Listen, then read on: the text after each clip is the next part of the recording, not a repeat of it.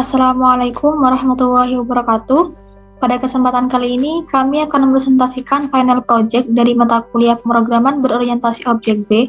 Sebelumnya, perkenalkan kami dari kelompok 13 yang beranggotakan dengan saya sendiri, Ayani, NIM 224 10 10 10 26, Ardi Yuliantoro, NIM 224 10 10 10 51, dan Askar Muafan Sutama Putra dengan NIM 224 10 10 11 23. Baik, selanjutnya di sini kami mengambil final project dengan judul Crispy-In, Sistem Informasi Transaksi Pembelian Fried Chicken Ayam 3A. Alasan kami mengambil judul tersebut karena pada toko fried chicken ayam 3A ini, dalam melakukan transaksi penjualan masih dilakukan secara manual dan masih menggunakan media konvensional dalam melakukan pencatatan pembelian. Selain itu, proses perhitungan biaya total juga memerlukan waktu yang lama dan tidak menutup kemungkinan akan terjadi kesalahan dalam proses perhitungan, serta juga kesulitan dalam mengetahui stok barang yang tersedia maupun yang sudah habis. Sehingga kami mengusulkan sebuah aplikasi Crispy-In untuk memudahkan dalam mengelola data produk dan mempercepat proses transaksi pembelian antara pembeli dan penjual atau kasir dalam melakukan pemesanan makanan dan juga minuman yang ada di toko fried chicken ayam 3A ini supaya lebih cepat dan juga lebih efisien. Aplikasi ini dibuat untuk satu kategori pengguna saja, yaitu penjual atau kasir, dan menggunakan database PostgreSQL untuk menyimpan data-datanya. Selanjutnya, pada implementasi codingan bisa kita lihat di sini sudah ada beberapa package yang dibuat, yaitu ada controller untuk mengontrol model ke database, ada exception, home atau tampilan awal, dan juga ada koneksi. Jadi koneksi di sini untuk menghubungkan codingan yang kita buat ke database yang sudah ada. Di sini kita hanya tinggal mengisikan URL, username, dan juga password yang sama yang ada di database yang kita buat. Selanjutnya ada menu, ada model, dan juga ada pemilihan list. Nah, baik, selanjutnya saya akan menjelaskan menu-menu yang ada di sistem kasir yang kita buat. Di sini ada 4 menu, yaitu ada create atau menambahkan, delete atau untuk menghapus, view atau melihat, dan juga update untuk mengubah. Pada fitur yang pertama yaitu ada create atau menambahkan data. Di sini ada fitur untuk menambahkan data pegawai, data pembeli, data produk, dan juga data transaksi. Nah, seperti pada data produk di sini, kita tinggal menginputkan nama produk, harga produk, dan juga keterangan produk untuk bisa kita simpan dan selanjutnya akan disimpan di database-nya. Dan apabila data yang kita inputkan itu kosong atau tidak ada, maka sistem akan menampilkan output data salah. Selanjutnya, fitur yang kedua yaitu fitur untuk menghapus, sama seperti fitur create tadi. Di sini juga ada fitur untuk menghapus data pegawai, pembeli, produk, dan juga transaksi. Nah, ini biasanya untuk menghapus data yang sudah ada maupun data yang sudah kita buat sebelumnya tadi. Nah, untuk fitur delete di sini kita hanya tinggal menginputkan ID yang ingin dihapus. Misalkan ID pegawai ini 1, maka nama yang memiliki ID 1 itu akan terhapus, seperti itu. Selanjutnya pada fitur yang ketiga yaitu fitur melihat. Nah, pada fitur melihat ini kita bisa melihat data-data, keseluruhan data-data yang sudah ada. Selanjutnya yang terakhir yaitu fitur update. Nah, update di sini untuk mengubah data pegawai dan juga data produk. Nah, untuk fitur update hampir sama dengan fitur hapus tadi, kita hanya tinggal menginputkan ID-nya saja. Setelah itu kita tinggal memasukkan nama yang baru, nama dengan data yang baru gitu. Selanjutnya di sini ada model di sini untuk menghubungkan codingan kita ke database-nya ya. Seperti misalkan ada logout di sini untuk memberhentikan sistem atau keluar dari sistem. Jika kita ingin memberhentikan sistem, kita tinggal mengklik logout, maka sistem akan otomatis berhenti. Selanjutnya ada pemilihan list, ini untuk memilih list datanya, dan untuk classman ini berfungsi untuk menjalankan semua code pada package-package yang sudah kita buat tadi. Untuk penjelasan secara rinci akan dijelaskan oleh teman saya. Saya sendiri akan menjelaskan terkait codingan dari package model, terutama di bagian pegawai model. Di sini lebih mengerti kembali pada melihat pegawai. Di sini terdapat metode melihat pegawai. Kemudian ini terdapat throw. Throw ini digunakan untuk mendeklarasikan exception yang biasanya sama seperti digunakan saat penggunaan block try catch. Sedangkan dengan throw yang tanpa S sendiri ini digunakan untuk secara eksplisit melempar sebuah exception. Di sini ada try dan catch. Try dan catch ini berfungsi untuk menangani error dari Java. Digunakan sebuah statement yang bernama try dan catch. Jadi statement tersebut digunakan untuk mengurung eksekusi yang menampilkan error dan dapat membuat program tetap berjalan tanpa dihentikan secara langsung. Jadi error yang ditangani oleh try catch ini biasa disebut dengan exception. Selanjutnya, di sini kami membuat sebuah connection, ya. Di sini connection untuk membuat koneksi ke dalam query SQL-nya, sementara string dari query SQL-nya sendiri ini untuk membuat query ke dalam sebuah database. Di sini sudah ada prepare statement, di mana di sana merupakan alternatif untuk objek statement SQL yang telah terkompilasi di awal. Setelah itu, di sini akan menampilkan while. Di sini merupakan perulangan, di mana di sini berfungsi untuk menampilkan hasil dari query yang sudah dilakukan. Misalkan di sini ada integer ID pegawai. Di sini maka rs.getIn, integer ID-nya dimasukkan, statement string nama pegawainya apa, kemudian dari itu akan menampilkan hasil output dari ID pegawai serta nama pegawainya. Gitu. Jika misal terjadi error, maka dia akan masuk ke dalam bagian catch-nya, dia akan menampilkan sebuah message seperti itu. Selanjutnya pada bagian melihat atau pada bagian menambah pegawai, ini kita mengimport exception dari berupa nama kosong, import model pegawai model, dan juga import model pembeli model. Di sini terdapat dalam package menu di melihat. Di sini setelah itu kita importkan Java dan SQL exception, kemudian ada public, di mana di sini melihat nama pegawai di sini extend kepada pegawai model, di mana pegawai model ketika melihat pegawai dia menambahkan new yang baru pegawai dari dia sendiri. Setelah itu pegawai nama sama seperti yang tadi throws, di mana terus digunakan untuk mendeklarasikan exception yang biasanya sama seperti digunakan saat penggunaan block try and catch. Di mana di sini throws terhadap SQL exception. Setelah itu kita langsung menampilkan ID pegawai dan juga nama pegawainya. Nah, situ. Selanjutnya itu pada bagian metode hapus pegawai. Di sini kita override. Setelah itu ada metode hapus pegawai dengan dengan parameter dari ID pegawainya, sama lagi dengan terus SQL exception. Try and catch sama, bahwasanya untuk try and catch ini untuk menangani error di Java, ya, dimana nantinya setelah ini berfungsi digunakan untuk mengurung eksekusi yang menampilkan error dan dapat membuat program tetap berjalan.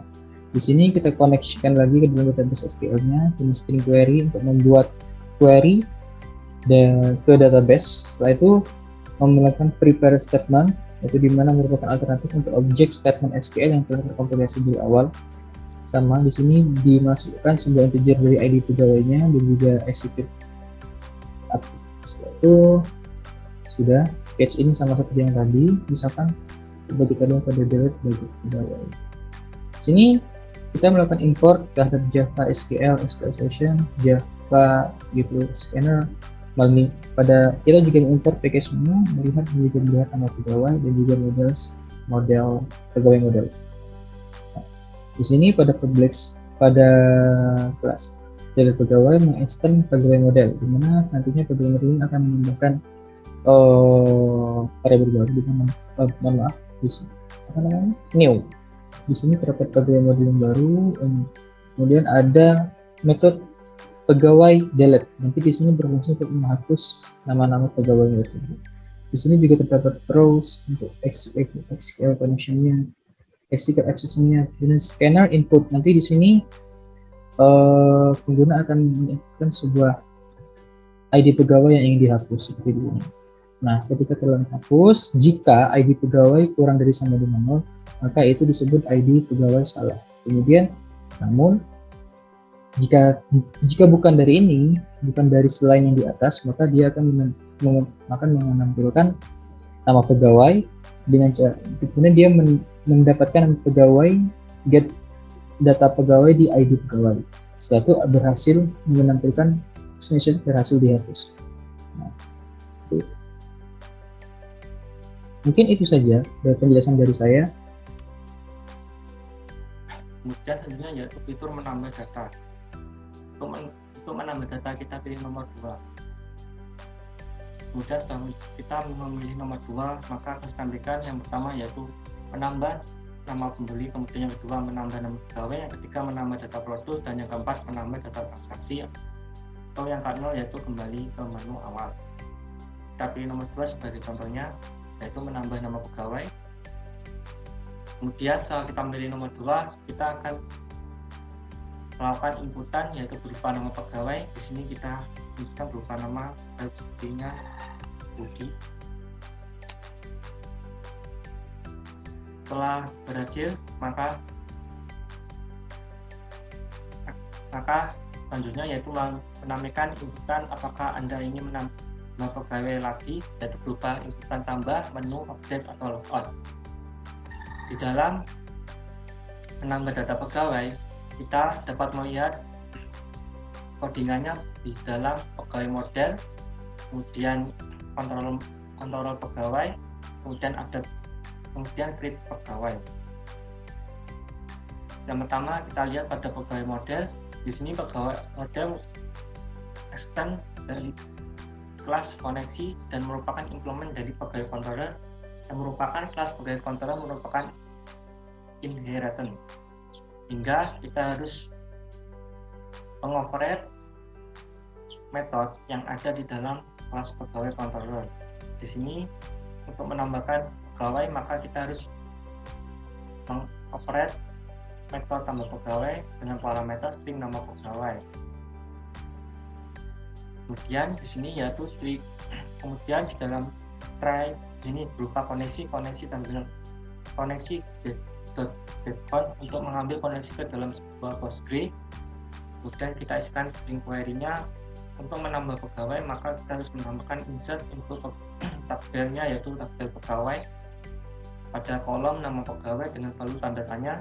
Di sini karena dalam codingan ini menggunakan prepare statement sehingga untuk menghindari bocoran data. Setelah itu untuk prepare statement kita kondisikan dengan prepare statement dengan parameter query untuk menjalankan kode program ini. Selanjutnya untuk di dalam prepare statement kita isikan berupa nama pegawai sehingga kita isikan dengan set string berupa nama pegawai. Dengan selanjutnya kita lakukan prepare statement.execute update untuk mengupdate database pada Postgre. Kemudian chat ini digunakan untuk menghandle jika query ini gagal atau mengalami kesalahan dalam koneksi atau lainnya.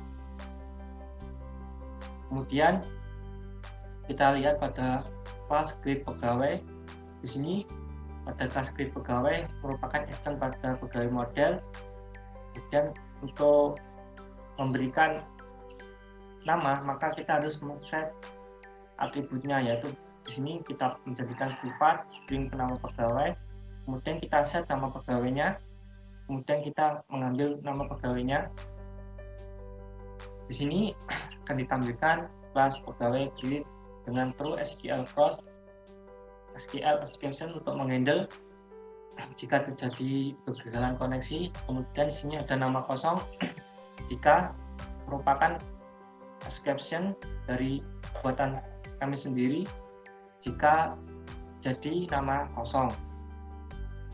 Kemudian di sini merupakan inputannya, kemudian di sini merupakan eksekusi dari programnya, di mana jika nama pegawai ini empty atau kosong, maka dia akan menjalankan true no nama kosong ini. Kemudian jika tidak, maka dia akan men-set nama pegawai, kemudian nama pegawai akan mengambil get nama pegawai yang telah diisikan tadi. Kemudian selanjutnya yaitu fitur update. Untuk memilih fitur update kita pilih nomor 4. Kemudian di sini saya akan mengupdate berupa nama pegawai nomor 1. Di sini akan ditampilkan yaitu data nama pegawainya berupa ID dan nama pegawai. Kita rubah ID pegawai nomor 4. Setelah kita milih ID pegawai, maka kita akan disuruh memasukkan nama pegawai baru. Misal kita pilih saya dulu. Setelah kita menginputkan dan tekan enter, maka akan menampilkan data pegawai berhasil diupdate. Di dalam melaksanakan update pegawai, kita lihat pada kelas pegawai model. Di sini terdapat metode update pegawai dengan parameter integer id pegawai, kemudian string nama pegawai, true SQL exception. Di dalam kode try ini kita mengambil koneksi terlebih dahulu, kemudian kita men-set string query-nya. Karena kita mengupdate, maka kita harus melakukan update, kemudian pilih tabelnya yaitu pegawai, dan kita set nama pegawainya. Di sini merupakan tanda tanya untuk menghindari kebocoran data, kemudian where di mana id pegawai sama dengan tanda tanya. Kemudian kita laksanakan prepare statement untuk menjalankan koneksi dan prepare statement dengan parameter query. Kemudian kita di dalam hal ini kita membutuhkan berupa set nama pegawai dan set id pegawai, sehingga dalam prepare statement-nya kita perlu set string berupa nama pegawai dan set integernya berupa id pegawai, karena id pegawai merupakan sebuah integer. Kemudian kita jalankan prepare statement dengan execute update. Kemudian jika ini berhasil, maka akan menampilkan data pegawai berhasil diupdate, dan jika gagal, maka sistem akan menampilkan pesan error. Kemudian kita lihat pada kelas update pegawai.java. Di sini kelas update pegawai merupakan extension dari pegawai model. Kemudian di sini kita buat metode update pegawai dengan true SQL exception nama kosong. Kemudian di sini merupakan inputan berupa nama pegawai dan id pegawai yang akan kita gunakan sebagai inputan yang ada di dalam pegawai model untuk mengupdate pegawai. Kemudian jika nama pegawai kosong, maka dia akan menjalankan exception nama kosong. Kemudian jika tidak, maka akan menjalankan update pegawai, di mana update pegawai di sini membutuhkan parameter id pegawai dan new nama pegawai yang didapatkan pada baris ini. Setelah itu kita akan menampilkan informasi mengenai database yang kita buat.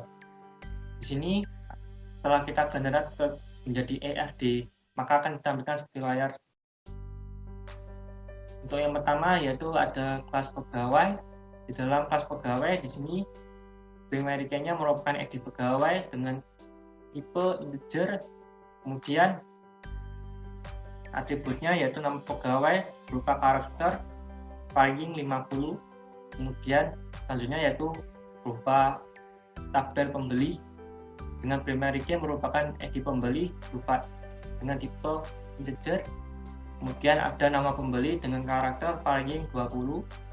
Kemudian selanjutnya yaitu ada tabel transaksi di mana primary key-nya merupakan id transaksi berupa integer. Kemudian ada atributnya tanggal tipenya date. Kemudian di sini ada dua foreign key yaitu id pegawai integer dan id pembeli integer, di mana dalam foreign key id pegawai di sini merupakan primary key dari tabel pembeli, dari tabel pegawai. Kemudian di dalam foreign key id pembeli di sini merupakan primary key dari sebuah tabel id pembeli. Kemudian selanjutnya yaitu ada atribut keterangan dengan tipe teks. Kemudian di sini ada tabel produk di mana primary key-nya merupakan id produk dengan tipenya integer. Kemudian atributnya ada nama produk, karakter flying 15, kemudian ada harga berupa tipe integer, kemudian ada keterangan berupa tipe teks. Kemudian yang terakhir yaitu di sini ada tabel detail transaksi. Di sini berisi dua foreign key yaitu ada id transaksi berupa integer. Di sini id transaksi merupakan relasi dengan atribut transaksi. Kemudian di sini juga ada foreign key id produk, di mana foreign key ini akan berrelasi dengan tabel produk. Kemudian di sini ada atribut jumlah produk bertipe integer dan ada diskon bertipe double %.